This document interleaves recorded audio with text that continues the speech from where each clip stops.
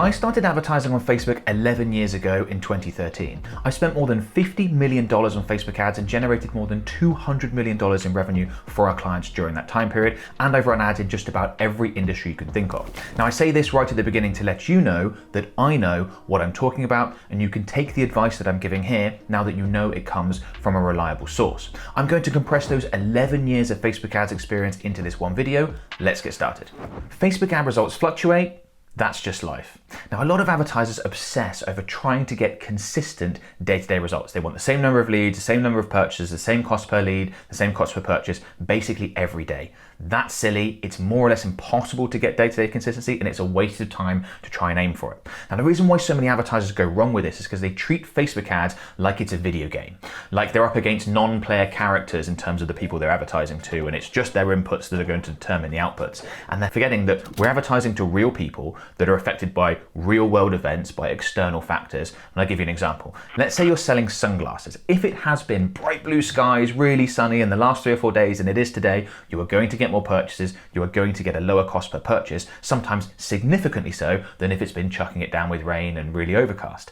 Now that sounds quite obvious. I say that to people and they're like, well, yeah, of course, but then they don't apply that to their own business and their own ads. Sunglasses and weather might be an extreme example, but all our businesses are affected by external factors outside of just the ads that we create.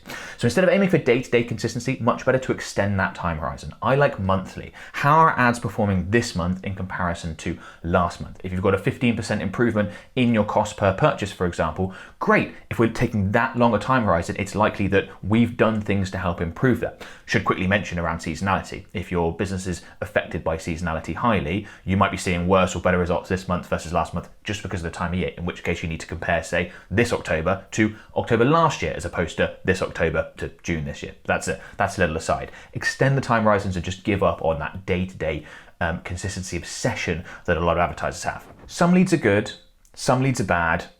Get over it. I don't think I've ever heard a Facebook advertiser be really happy with their lead quality. Everyone wants better lead quality. And there are things you can do to improve lead quality, but you cannot eliminate bad quality leads, as some advertisers seem to be aiming for. Again, that is a waste of time. You are always going to get some leads that come through that aren't great quality. I mean, take my business, for example. We really pre-qualify people before they're able to book a call for our done-for-you services. And most of the leads that come through are also really warm because they've watched my content or we've been advertising to them for months, sometimes even years. So they should be really high-quality leads and often are really high-quality leads, but we still get poor leads that come through. It is impossible to eliminate it. So it's much better to just accept that, work on getting better, work on improving the things you do have control over, convert who you can, and then improve those other elements. Don't fight seasonality. Now, the longer and longer I advertise and the more I operate in this world, the more I see that seasonality is such a strong force.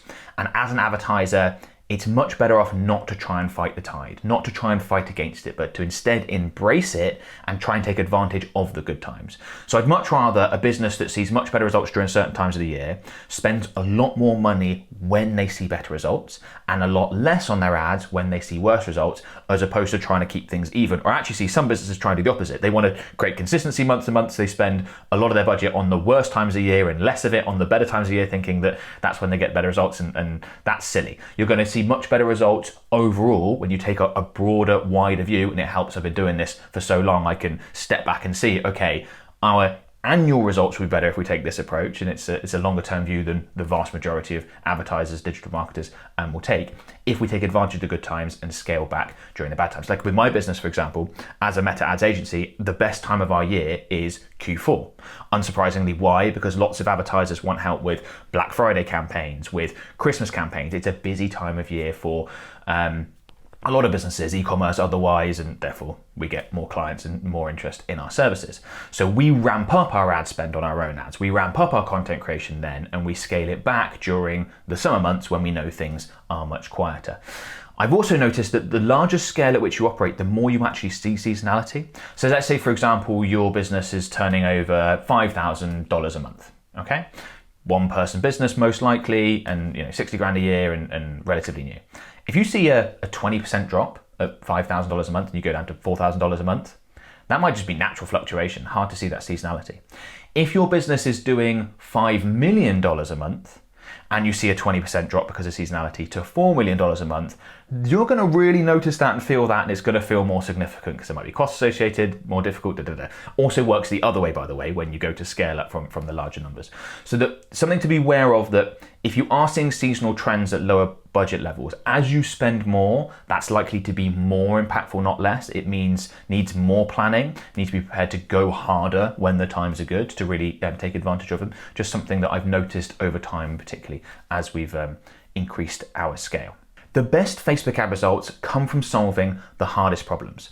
It's much more difficult to replan, rescript, re-record, re-edit a 45-second video ad with the intention of increasing average watch time so that more people make it to the end, so that more people hear the call to action, so that more people convert. That's much more difficult than just going into your ad account and messing around with a few targeting settings.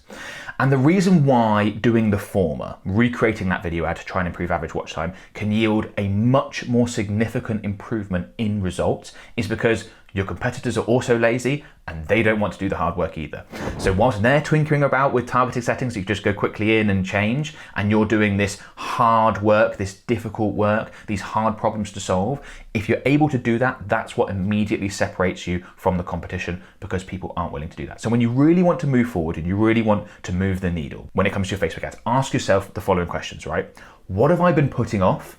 What do I really not want to do? What is a lot of effort to improve? And the answers to those questions, the things you don't want to do, that are a lot of effort, that are really difficult, you don't know how to do, if you can improve those and solve those, the percentage improvement you get in results is going to be much, much higher from anything that's just quick and easy, go in and tinker with this or change the color of a background on an image or anything like that.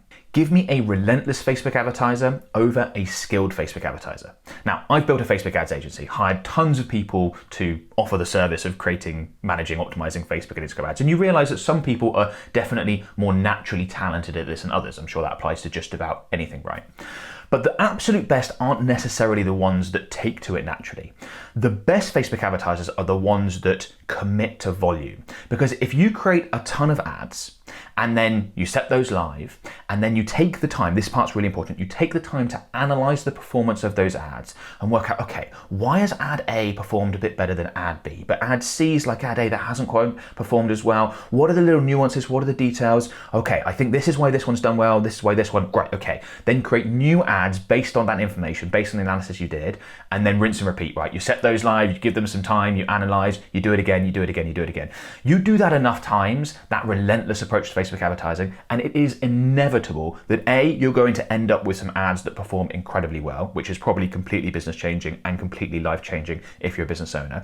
But also B, you're going to become a really good advertiser. It's really hard not to become good at something if you make 1,000 ads over the next few years for one single product. It'd be very, very difficult to not be exceptional at that and producing exceptional results with that much repetition. So relentless Facebook advertising is absolutely an approach that you want to take if you're like, I really want to be fantastic at this. I think this could be a game changer for my business. Just think, I want to be relentless and take that approach. Sometimes a 20% improvement in return on ad spend is all you need.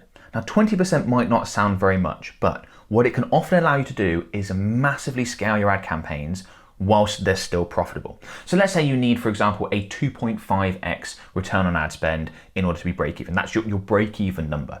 Well, if you're roughly achieving that return on ad spend and you can increase it by 20%, that might allow you to spend 4-5 times as much, maybe even as much as 10 times as much before you then once again hit your break even amount. Because if you can improve your ROAS at lower budget levels, as you scale, your return on ad spend is likely to decrease slightly. So you might end up in the same point in terms of your cost per purchase, but you might be spending, let's say, 5 times as much if you can get that initial improvement in return on ad spend. What does that do for your business? Well, if you're spending 5 times as much and you've got the same cost per purchase as you did before you made the improvement at the lower budget levels, you're now acquiring 5 times as many customers. And compounded over time, that does incredible things for your business. You're building this massive customer base that you can market to again and again and again. If your products and services are good, then people are having positive interactions, there'll be word of mouth, they'll be sharing, they'll be coming back. And you do that for a number of years, and the business is able to get that 20% improvement and then scale because of it, is light years ahead of the one that doesn't. So sometimes we can get a bit overwhelmed and feel daunted by the task of, oh, I really need to improve my ad results. If you realize that sometimes all it takes is a 20%, 25, 30% improvement in ROAS. That seems much more achievable. Shoot for that, and what may come of it might be a lot more than you think. Come on a sec, take a look at this. So this is in my mentorship program, right? In the results and wins channel. And Tara has said this. In 2 weeks of joining, my ROAS went from 0.7 to 8.03. And I've only implemented maybe 30% of the feedback that's given me so far, that's just incredible. That's awesome. So Zoe up here, she joined the mentorship program with 35,000 raffle tickets. I was thinking she wasn't going to sell them. And she ended up selling out completely with 2 days to spare. And we've got loads of others in here. We've got tons of people just sharing information around how they've done well, great results they've got. If you're interested, you can click on the button beneath this video. That'll go through to a page on our website. You could book in a free, no obligation call with one of my team members to find out more information. Hopefully we get to work together. Hopefully you join and you'll be sharing fantastic results like Tara and Zoe have done just here. Targeting is far less important than you think. Now, when it comes to Facebook ads, targeting used to be make or break, used to be one of the absolute most important things, but it's not the case anymore. Meta has spent huge amounts of money and put so much effort into not making that the case. They've introduced things like Advantage Plus shopping that takes care of the targeting for you. They've introduced things like Advantage Plus audience that allows you to offer suggestions but still take advantage of Meta's machine learning processes to find the best possible audience and put your ads in front of. Many Facebook advertisers are now using open targeting, which is, look, just advertise to everyone and you go ahead and work it out. Basically, when it comes to targeting now, as long as you don't make a big mistake, like overriding the systems and only targeting a really small audience, you're fine. Your ads are reaching the right people. A lot of advertisers, if they aren't getting great results, they think, oh, my ads just aren't reaching the right people. They are. It's other elements that you need to fix. And this ties into a previous point where it's easy to change targeting. It's much more difficult to recraft an offer or reshoot high quality video ads. But those are the things that you need to put your time and effort into, because that's where you can get your competitive advantage. It's not targeting anymore. The single most important setting in your Facebook ad campaign is the performance goal. Now, this used to be the campaign objective, and it's still important that you choose the right campaign objective, but all that really does is narrow the selection for your performance goal, and you can still undo the good work you do from choosing the right campaign objective by choosing the wrong performance goal. So most of the time, I'd recommend that Facebook advertisers choose either sales or leads as their campaign objective, but it's very important that then when you get into the ad set level and you take a look at the performance goal, that you don't then go and mess it up by optimizing for link clicks or impressions or daily unique reach or one of the other things. You want to optimize for the thing that you really want, which is most likely a purchase or a lead, depending on your business. And just to show what a big deal this is, Meta's released some data saying that if you want purchases, the difference between, even within a sales campaign, optimizing for link clicks versus actually optimizing for conversions and then making sure that it's the purchase conversion event is 74%.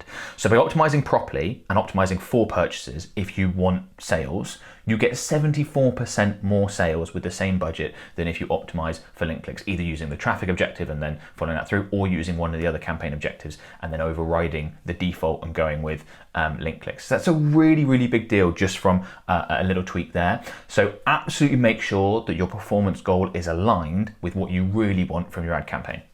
Cost per conversion increases as you scale. Now, a lot of advertisers feel like this shouldn't happen, or actually they incorrectly assume the opposite, that, or once I'm spending more, I'll get a better cost per conversion. That's unlikely to be the case unless you've got issues with exiting the learning phase, but that's relatively rare at this point.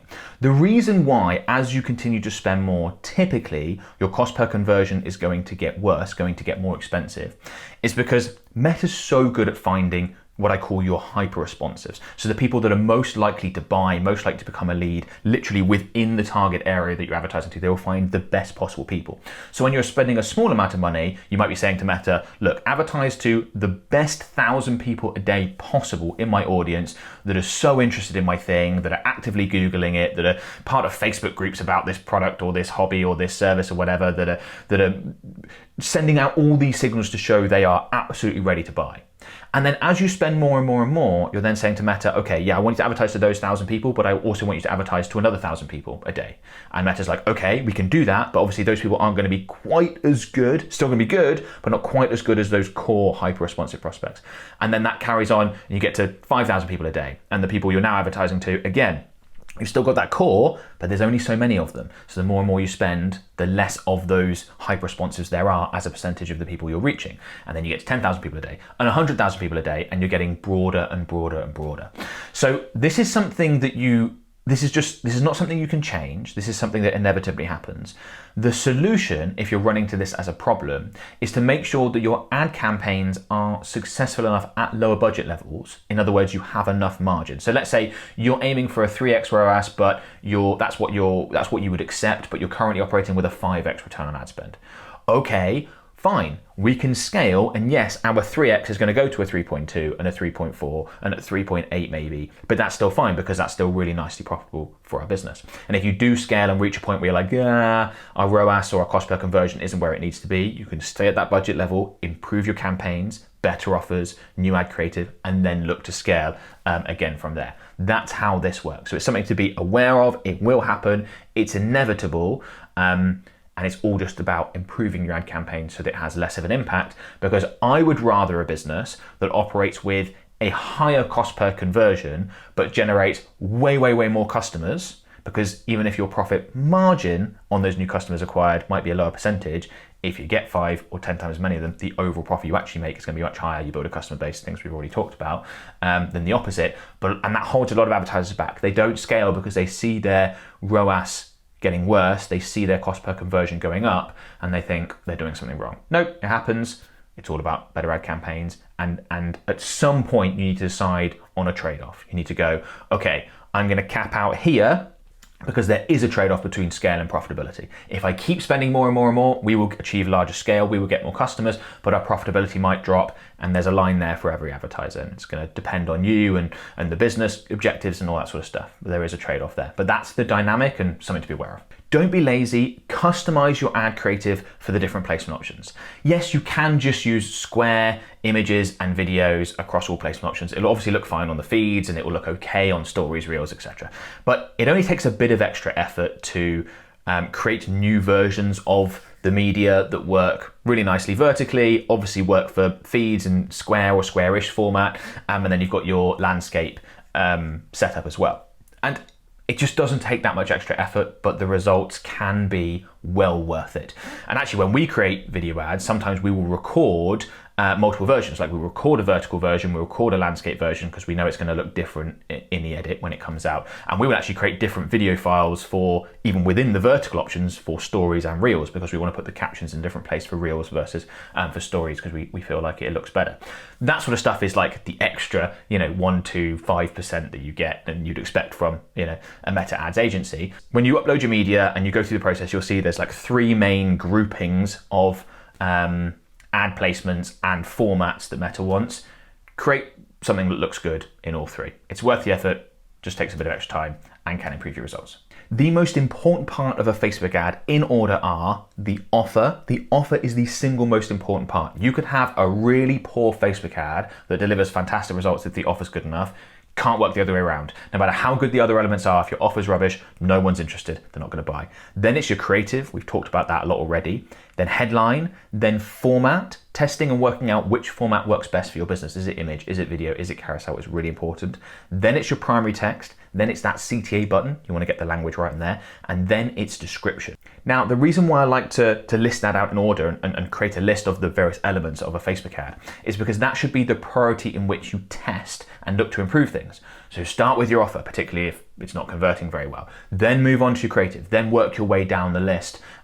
You don't want to end up spending time, resources, testing, for example, the description or the text on the call to action button if you haven't got creative offers, headlines that are performing really well. Do those things first, those are the bigger needle movers, and then work your way down the list. Good advertisers copy, great advertisers steal.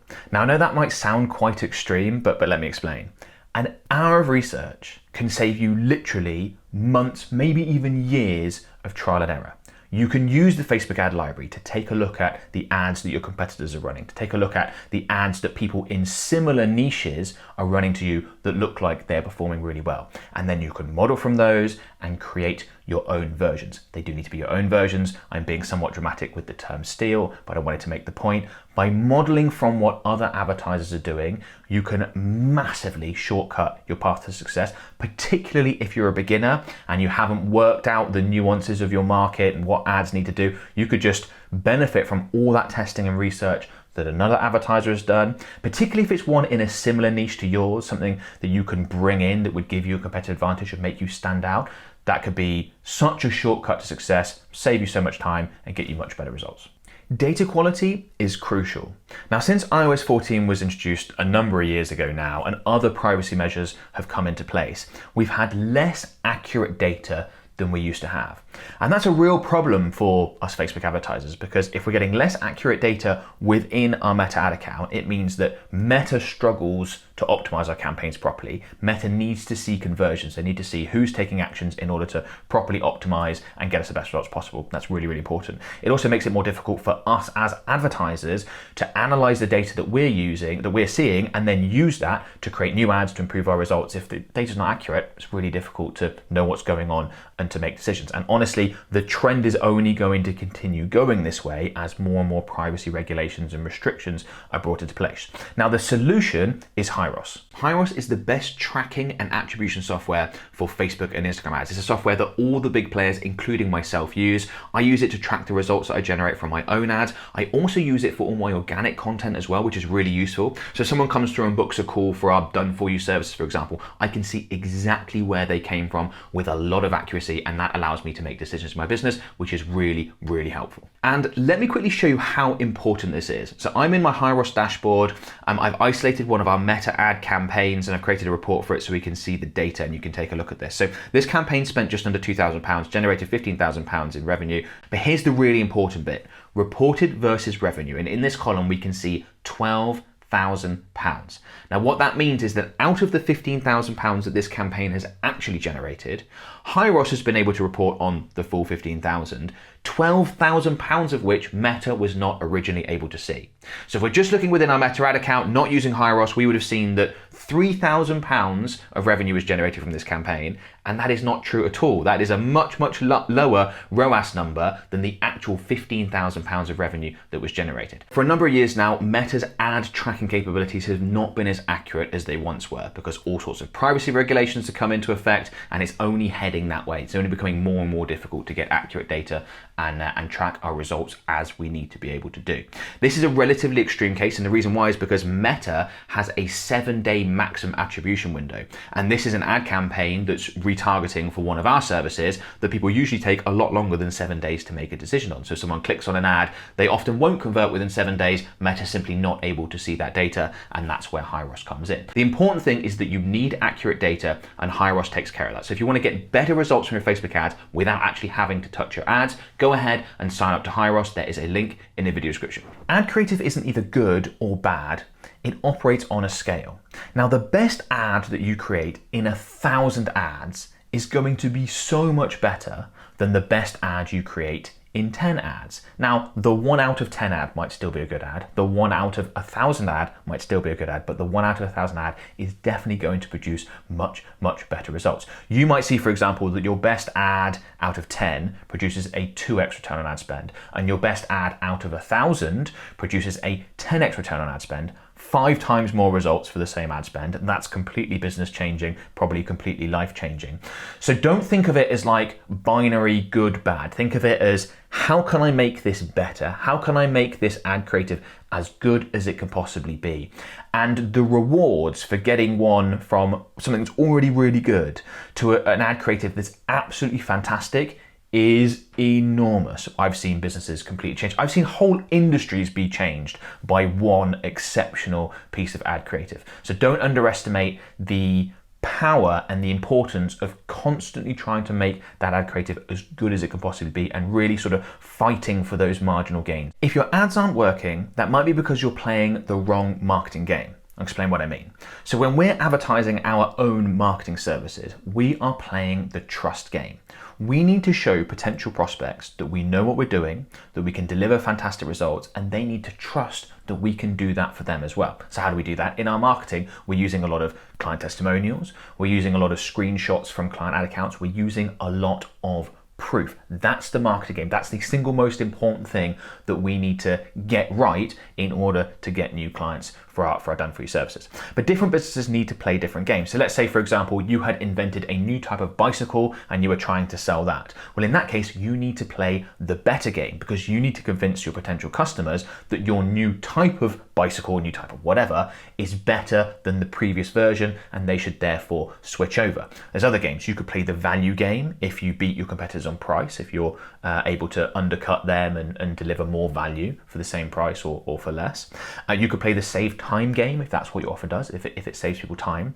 But the really important thing here is that you need to work out what marketing game you need to play with your own ads and then play that well. That can be difficult to work out sometimes. The fastest way is to test a whole bunch of options and you will find out. Overcomplicating your Facebook ad account is easy to do and it's disastrous. So sometimes you add in so much stuff. You add in so many new campaigns, you're testing this and testing that, and you've just got so much running that Meta gets thoroughly confused, and when that happens, nothing works. You don't get any conversions or you get a really high cost per conversion, which you obviously don't want. So when you run into that scenario, which is easy to do, the best thing to do then is just turn everything off and then create one campaign with one ad set, use Advantage plus audience to make sure you don't overly restrict it, and then use your best offer from your best ad from all the previous ads that you run and just focus on that. Really simplify it down. Give it a week, don't mess around with it, and just allow your ad account to stabilize. That very often brings results back, allows Meta to go, okay, I get what we're trying to do here. This is really simple. Optimize the campaign, produce better results, and then you can always look to add and make things more complicated again later on. But there are times where you just need effectively an account reset, and that's how you do it. Only two Facebook ad metrics matter: ROAS, return on ad spend, and cost per conversion. And actually you want to choose one of those depending on your business and optimize the vast majority of your decisions and the things you do within your ad account around that one metric. Now, if you can track your return on ad spend, not all businesses can or they can't easily. If you're a service-based business, you're generating leads, much more difficult to reattribute that back. Whereas if you're an e-commerce business, for example, you can see your return on ad spend very easily. But if you can, go for ROAS, go for ROAS. If you can't, then have a look at your cost per conversion. And then use that to do almost all of your analysis and a lot of your optimization decisions around. So yes, there are lots of other secondary metrics that you can dive into, but treat those as secondary metrics. If you want to look at your CTR to see if you can improve your ads, or look at your hook rate to see if you can get people to engage with your video ads more, or look at all these various other elements that you think, okay, how do we diagnose a problem? How do we fine tune things to improve performance? Yeah, that's all fine. But what I don't want you to do is use any of those secondary metrics to override either your return on ad spend or your cost per conversion. So you never want to be in a scenario where you are turning off an ad that has a good return on ad spend because it has a low click-through rate. That's backwards. If it's got a good return on ad spend, great. It doesn't matter if the other metrics don't look as good. Now, if it's got a bad return on ad spend and a bad click-through rate, that's when you would go, okay, well, maybe that's why. Let's see what we can do to improve this. But really focus on one of those two most important metrics. I don't fear the advertiser that has created 1,000 ads for 1,000 different products. I fear the advertiser that has created 1,000 Facebook ads for one product. Imagine how good your Facebook and Instagram ads would be if you committed to creating 1,000 ads for one offer, for one product or one service. It would basically be impossible for your ads to not be some of the very best in your niche. If you just kept going and you made them and you took the time to analyze the results and then you tried to make the next ones better and you did that process again and again and again until you made 1,000 ads. We briefly touched on this earlier, but I really wanted to emphasize this point. You'd absolutely be one of the best in the niche, very likely you'd be the absolute best in your niche, which leads me on to my next point, which is that when it comes to Facebook ads, all the rewards go to the very best. And here's why. The best advertisers make more money from their ads, as in they literally get more purchases, more leads that convert into customers, etc. That allows them to spend more than their competitors, so they can scale, they can acquire a lot more customers and grab a much larger market share. They can also push up the price of advertising to the point where maybe only them or only the best advertisers are actually profitable. And that often creates a dynamic in many niches where there are a handful of advertisers that just get incredible results and enjoy all the rewards. and then a whole bunch of others that struggle. Their advertising is not good enough to be healthily profitable at the market rate, at the market CPM for that niche that's been decided through the auction system based on what I just described. So you absolutely want to shoot to be one of the very best. That's where all the rewards are. With that in mind, I'd recommend you pick niches that you can dominate. Because all the rewards in any niche go to the very best, it's important that you pick a niche that you have a realistic chance of being one of the best in. For example, if you wanted to run the best Facebook and Instagram ads in the global car market, basically impossible. Like, think of who you're competing against, and they have some of the best marketers, huge budgets, like really, really difficult, right? But could you be the best Facebook and Instagram advertiser for patio cleaning in your local town? That would probably be quite easy to do. So that's why they say there are riches in niches, because by going niche, you avoid a lot of the really hard competition. You can speak more specifically to a certain segment of your audience, of your target market, really satisfy what they want, and you can always look to broaden out later. But go small and then broaden out. Much easier to do it that way than the other way around. And my next point is that you have to adapt with the Facebook ads platform. Since I first started advertising in 2013, there have been so many changes to the Facebook ads platform. It is completely unrecognizable now from what it was then, and that's only a trend that's going to continue because Meta's constantly working to try and improve things to make it more efficient so as advertisers get better results, so we spend more money, etc., etc. So it's really important to stay up to date. I see comments on my YouTube videos all the time. I speak to Facebook advertisers all the time that are using strategies, techniques that used to work really well a few years ago and are just out of date and don't work anymore, and it kills their results. So you have to stay up to date. One of the best ways to do that is to subscribe to my YouTube channel, because I constantly release videos on the changes and the latest things and keep people up to date. So that's a great way to do it. And I'd also strongly recommend you check out this video, because in this video I share a new Facebook ad creative strategy that I haven't talked about before that's working really well right now. Go ahead and check it out.